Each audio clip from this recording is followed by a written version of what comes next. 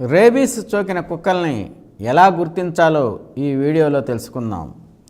కుక్కలలో రేబీస్ 2 రకాలుగా బయటపడుతుంది.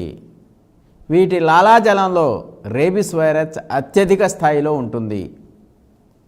వ్యాధి లక్షణాలు బయటపడడానికి 5 నుంచి 6 రోజుల ముందు నుండే వైరస్ లాలాజలంలో ఉంటుంది.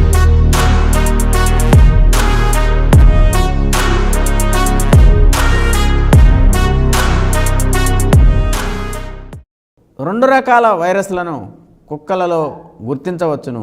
అందులో ఒకటి ఉగ్ర స్వభావ రేబీస్.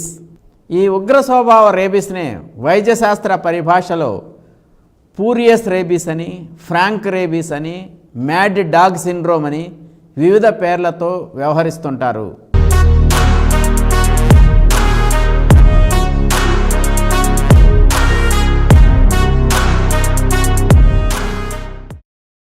ఈ రకం రేబీస్కు గురైన కుక్కలు సుమారు 40 కిలోమీటర్లు సంచరించగలవు.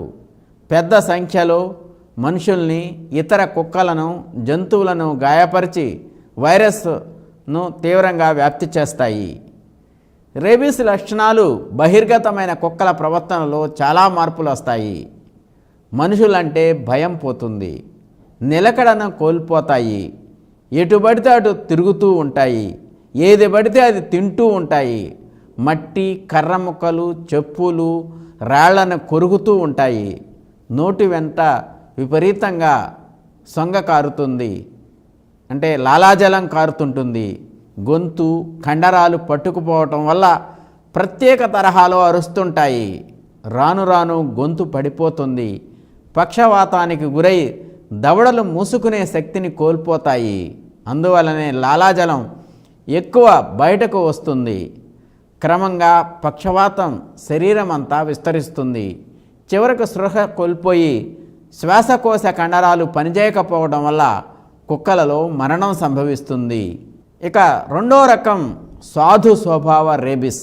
ఈ సాధు స్వభావ రేబీస్ని డంబ్ రేబీస్ అని, మోగపిచ్చి అని పేర్కొంటుంటారు.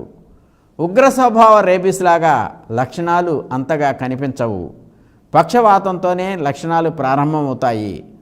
కుక్కలు కదలక మెదలక ఒక మూలన మౌనంగా కూర్చొని ఉంటాయి. మనుషులను గుర్తుపట్టలేవు, ఆహారం తీసుకోవు, పిచ్చుచూపులు చూస్తుంటాయి, ద్రవడ వేలాడుతుంటుంది, నోరు తెరిచి ఉండి నాలుక బయటకు వచ్చి సొంగ కారుతూ ఉంటుంది. క్రమంగా పక్షవాతం దేహమంతా విస్తరిస్తుంది.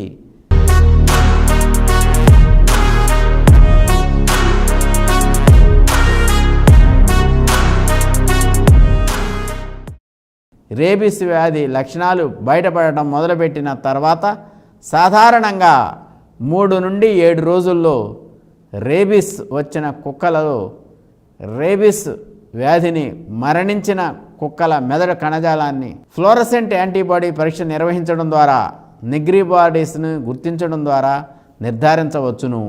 పిచ్చి పట్టిన కుక్కలు మనుషులు అనే కాక గేదెలు, ఆవులు, పిల్లులు, కోళ్ళు, మేకలు, పందులు, ఇతర కుక్కలను గాయపరుస్తుంటాయి. గాయపడిన జంతువులను కూడా వ్యాక్సిన్ ఇవ్వాల్సి ఉంటుంది.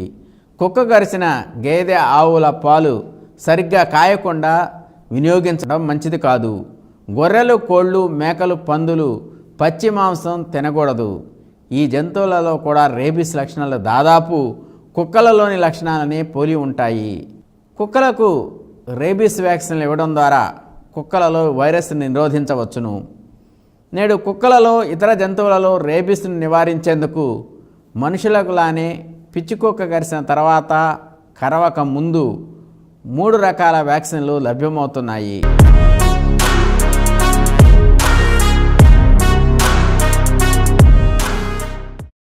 కుక్కలకు ముందుగా వ్యాక్సిన్ ఇప్పించడం ద్వారా రేబీస్ను నిరోధించవచ్చును. 3-4 నెలల వయస్సులో కుక్కలకు వ్యాక్సిన్ ఇవ్వడం మంచిది. ఇప్పించిన ఆయా రకాల వ్యాక్సిన్లను బట్టి బూస్టర్ మోతాదులు అవసరమవుతాయి. కుక్కల, జంతువుల వ్యాక్సినేషన్ విషయంలో మరిన్ని వివరాలకు స్థానిక పశువైద్యులని సంప్రదించవచ్చును.